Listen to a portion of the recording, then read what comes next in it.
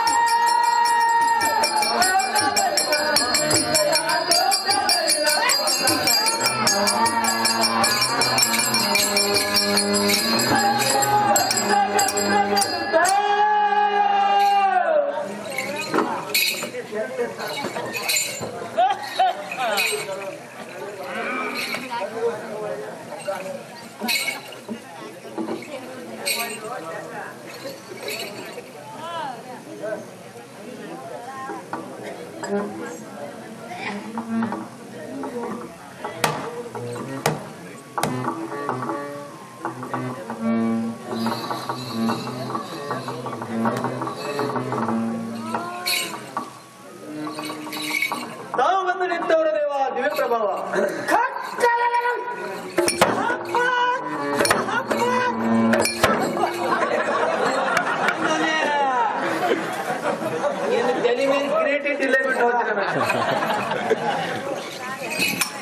ಸಂಗೀತಗಾರ ಶಿರೋಮಣಿ ಇವರಿಗೆ ಒಂದು ವೇಳೆಯಲ್ಲಿ ಮಾತಾಡ್ತಿದ್ರೆ ಮಾತನಾಡುವವರು. ಇವರು ದಾರಿದ್ದರು ದಾರಿಯಲ್ಲಿ ವಿಚಾರ ಮಾಡಿ ಹೇಳುವಂತವರಾಗಲೇ ಸಂಗೀತಗಾರ ಶಿರೋಮಣಿ.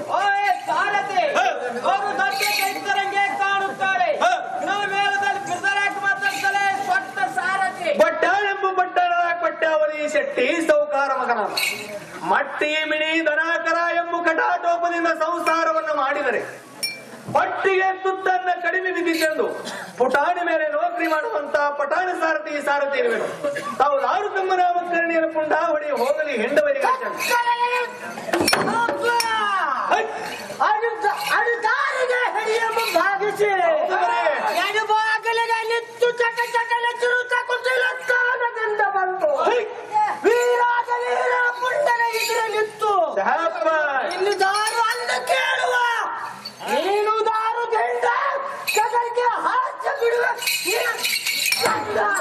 ಎಲ್ಲ ಬಿಟ್ಟು ನಾನೇ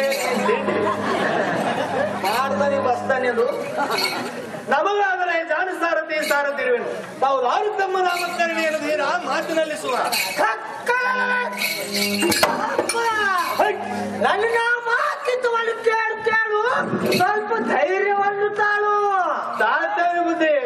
ಆ ಇಂದ್ರನು ನನಗೆ ನನ್ನ ಸೂರ್ಯ ತನಕ ನಚ್ಚಿ ತನ್ನ ಪದಿಯನ್ನು ಬಿಟ್ಟು ಓಡಿ ಹೋದ. ನನಗೆ ಬುದ್ಧಿ ಈ ಸ್ವರ್ಗ ಮೃತ್ಯು ಪಾತಾಳ ಮೂರು ಲೋಕಕ್ಕೆ ಮಾನ್ಯದ ಬಡಿಯಲಾಗುವ. ಹೌದ್ರಿ ಈ ರಾಜವೀರನ ಪಂಚಮುಂಡಾಸುರನು ಅಂದು ಪಂಚಮುಂಡಾಸುರ ಮಹಾರಾಜ ಆದರೆ ಸಹಜವಾಯಿತು. ಈ ಕೂತನಿದ್ದವರಿಗೆಲ್ಲ ತಿಳಿದು ಬಂತು. ನಿಮ್ಮ ಇರುವ ಶೃಂಗರವಾದ ಮೇಲ ಮಂದಿರವನ್ನು ಬಿಟ್ಟು ಈ ನಡೆದಿರುವ ಸಭಾ ಮಂದಿರಕ್ಕೆ ಬಂದ ಕಾರಣಾರ್ಥೇನ ಬುದ್ಧಿ ಮೊಳಕಾಲ ಮೇಲ್ಕೊಂಡು ಬಿದ್ದಿ. ಹೇ ಬಾಲಕ, ನನ್ನ ಇರುವ ಮೇಲ ಮಂದಿರವನ್ನು ಬಿಟ್ಟು ಇಕ್ಕೋ ಈ ನಡೆದಿರುವ ಸಭಾ ಮಂಟಪವನ್ನು ಕಾರಣಾರ್ಥವೇನೆಂದರೆ ಹೇಳಿ ಬುದ್ಧಿ. ನಾನೇ ಈ ಸ್ವರ್ಗ ಪಾತಾಳ ಮೃತ್ಯು ಲೋಕಕ್ಕೆ ಒಡೆಯಲು ಆಗಬೇಕೆಂದು ದೇವಾದಿ ದೇವತೆಗಳ ಓಡಿ ಯುದ್ಧವನ್ನು ಮಾಡಿ ಆ ದುಷ್ಟ ಇಂದ್ರಗೆ ಪೂಜೆ ಮಾಡಿದ ಮಹಾದೇವನಿಗೆ ಅವ್ರ ಪತಿಯನ್ನು ಬಿಟ್ಟು ಓಡಿ ಹೋದ ಸಹಜವಾಗಿ ಬಂದಂತ ಸಾರುತ್ತೆ. ಬರ್ಲಿ ಸಾವುಕಾಸ, ಬಂದರೆ ಸಹಜವಾಯ್ತು, ನಮಗೇನಂತ ಹೇಳ್ತೀರಿ ಈ ಬುದ್ಧಿ ಎಲ್ಲ ಸಾರಥಿ ಆ ದುಷ್ಟ ದೇವಾದಿ ದೇವತೆಗಳ ಯುದ್ಧ ಮಾಡಲಿಕ್ಕೆ ಇವರು ಹೋಗಿ ಸ್ವರ್ಗ ಲೋಕಕ್ಕೆ ರಕ್ತವನ್ನು ಹೊಡೆಯುವಂತನಾಗು. ಅತಿ ಬೇಗದಿಂದ ಹೊಡಿತಾರೆ ಬುದ್ಧಿ.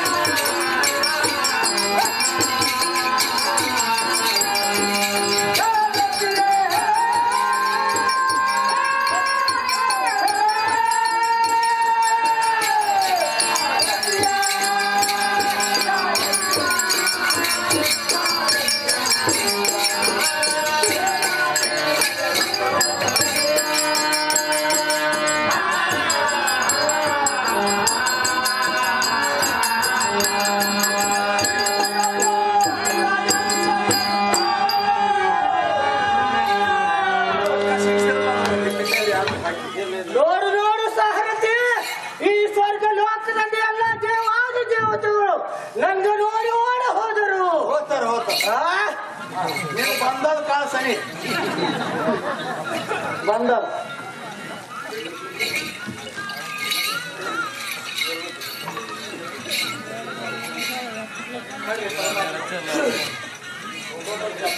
ಸೇವಕರೇ ಜನಕ್ಕನ್ನ ವೀರಭದ್ರಿಗೆ ಕರೆಸುವಂತವ್ರು ಬಂದ ನೋಡ್ರಿ, ಅಲ್ಲೇ ನಿಂತಾನ, ಒಳೆ ಸಾಕಿರಿ ಮರದ ಗಡಿ. ಸಮಾನವ ತಂದೆ ನಿಮ್ಮ ಬಾಲಸೇವಕರು ಆಶೀರ್ವಾದ ಆಗಲಿ. ಹೇಳುವಂತ ಕಂದ ವೀರಭದ್ರನೇ, ಆ ಕನ್ಯಾದ ಪಂಚಮುಖದ ಪರಮೇಶ್ವರಿ ನನ್ನನ್ನು ಕರೆಸಿದ ಕಾರಣ ಏನು? ಅಂತ ಕಷ್ಟವನ್ನು ಏನು ಬರುವನು ತಂದೆಯಾದ ಪಂಚಮುಖದ ಪರಮೇಶ್ವರನೇ. ಆ ಹೇ ಕಂದನಾದ ವೀರಭದ್ರನೇ, ನಿನ್ನನ್ನು ಕರೆಸಿದ ಕಾರಣವೇನೆಂದರೆ ಭೂಲೋಕದಲ್ಲಿ ಪಂಚಮುಂಡಾಸುರನು ಬಹಳ ಹುಟ್ಟಾಟ ನಡೆಸಿದ್ದಾನೆ. ಹಣ ಮಾಡದೆ ಅವನು ಸಂಹಾರ ಮಾಡಿ ಬರುವಂತಾಗ ಕಂದ ವೀರಭದ್ರನೇ. ಆ ಹೇ ತಂದೆಯಾದ ಪಂಚಮುಖದ ಪರಮೇಶ್ವರನೇ, ನಿಮ್ಮ ಅಪ್ಪಣೆಯಂತೆ ದುಷ್ಟ ಪಂಚಮುಂಡಾಸುರ ವಧೆ ಮಾಡುವ ಸಲುವಾಗಿ ಹೋಗಲಿಕ್ಕೆ ಅಪ್ಪಣೆ ಮಾಡಿದ್ದೇವೆ. ಆಶೀರ್ವಾದ ಆಗಲಿ, ಹೋಗಿ ಬರುವಂತಾಗ ಕಂದ ವೀರಭದ್ರನೇ.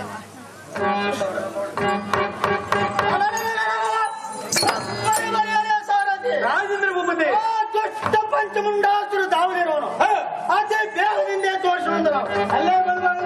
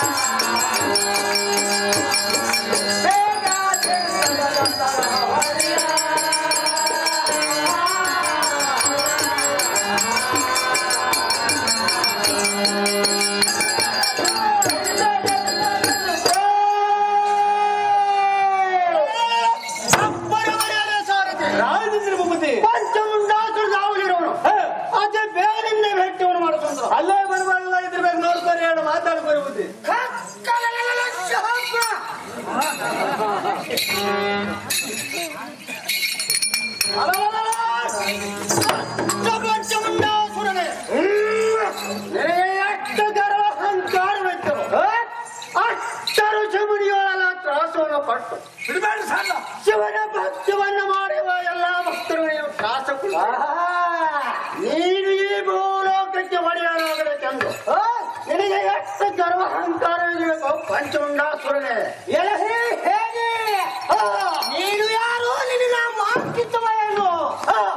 ದೇವಾದಿ ದೇವತೆಗಳಿಗೆ ನೀನು ಏನು ಆಗಬೇಕು? ನೀನು ಚಿಕ್ಕ ಬಾಲಕ, ನನ್ನ ಮುಂದೆ ಏನು ಆಗುವ ಚತ್ತ ಮೂರ್ಖನೇ. ಪಂಚಮುಂಡಾಸುರನೇ, ನಾನು ಯಾರಂತೆಯ ಪಂಚಮುಖದ ಪರಮೇಶ್ವರನಲ್ಲಿ ಕೊಟ್ಟೆ ಅಂತ. ಒಂದು ಭಾಗದಲ್ಲಿ ವೀರಾದಿ ವೀರಭದ್ರೇಶ್ವರ, ಎರಡು ಭಾಗದಲ್ಲಿ ನನ್ನ ತಂಗಿಯಾದ ಚೌಡೇಶ್ವರ ದೇವಿಯರು. ಪಂಚಮುಖದ ಪರಮೇಶ್ವರ ವೀರಭದ್ರೇಶ್ವರ ಎಂದ ದೊಡ್ಡ ಪಂಚಮುಂಡಾಸುರನೇ.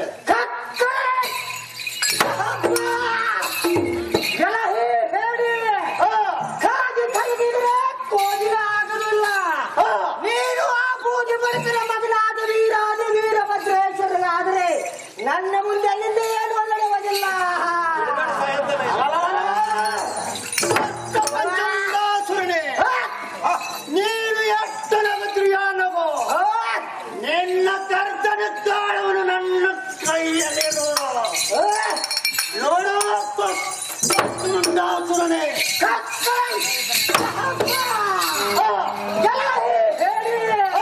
ನನ್ನ ಸೂರ್ಯನಿಗೆ ಮದುವೆ ಬಿಟ್ಟು ಓಡಿ ಹೋದವರು, ನನಗೆ ಮೃತ್ಯು ಅಂದವರು. ನೀನು ವೀರಾದಿ ವೀರಭದ್ರೇಶ್ವರ ಆದರೆ ನನ್ನ ಮುಂದೆ ನಿನಗೆ ನಾಟವಲ್ಲ. ಯುದ್ಧಕ್ಕೆ ನಿಲ್ಲು ಖುಲ್ಲ ಮತ್ತು ಮುಳ್ಳಿಲ್ಲ.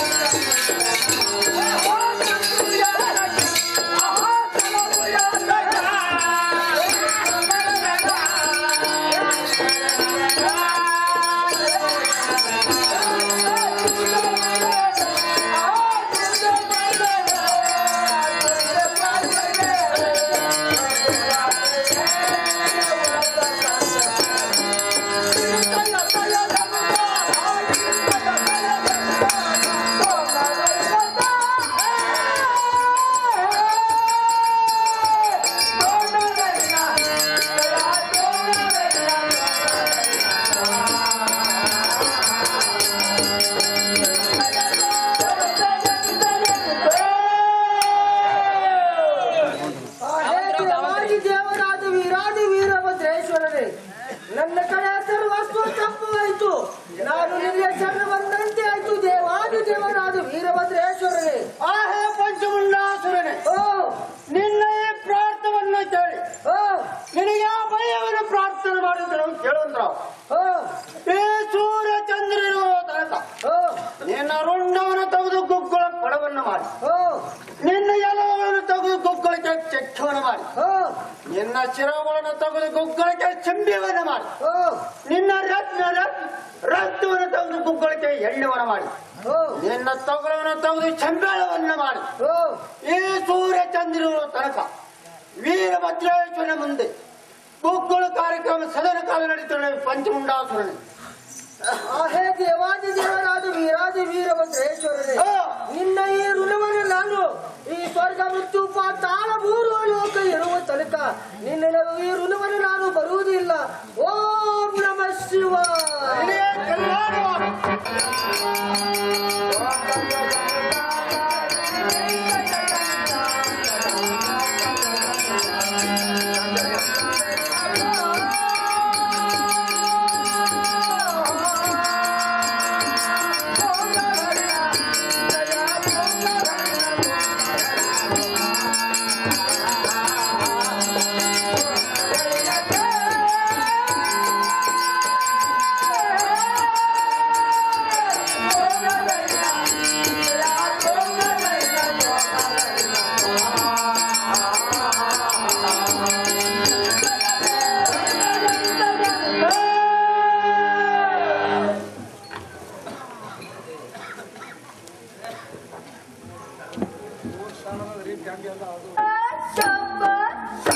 ಹಾಗೆ ಸಂಗೀತಗಾರ ಶಿರೋಮಣಿ ಇವರಿಗೆ ಒಂದು ವೇಳೆ ಮಾತಾಡ್ತಿದ್ರೆ ಮಾತನಾಡಬಲ್ಲರು.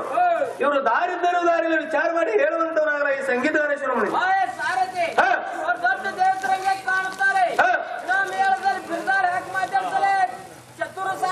ತಾವು ಬಂದು ನಿಂತವರು ಒಬ್ಬ ರಾಜ್ಯ ಕುಲದೀಪ.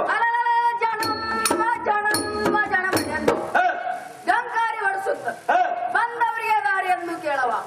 ನೀನು ಯಾರು ಸೇವಕ ದ್ವಾರ ಪಾಲಿಕ? ನಮಗಾದರೆ ಸಾರಥಿ ಸಾರಥಿ ಅನ್ನೋರು ತಾವು ದಾರುತಮ್ಮ ನಾಮಕರಣ ದೇವ ದಿವ್ಯ ಪ್ರಭಾವ.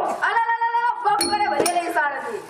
ನಾನು ದಾರಂದರೆ ಹೇಳುವೆನು ಕೇಳುವಂತವನಾಗ ಅಂಡಜ ಪಿಂಡಜ ಎಲೈ ಸಾರಥಿ ಉದಂಡಜ ಜಲಜ್ಜ 14 ಲೋಕಕ್ಕೆ ಅಧಿಪತಿ ಆದಂತ ಪಾರ್ವತಿ ಮೌವದ ಕುಮಾರನ ವಿಘ್ನೇಶ್ವರ ಗಜಾನನ ಮೂರ್ತಿ ನಾನೆಂದು ಕೇಳೈ ಸಾರಥಿಯ ವಿಘ್ನೇಶ್ವರ ಗಜಾನನ ಮೂರ್ತಿ ಆದರೆ ಸಹಜವಾಯಿತು ಕುಳಿತಂತ ಮಂದಿಗೆ ಅತಿ ರಂಭೀಕರವಾಗಿ ತೋರಿತು.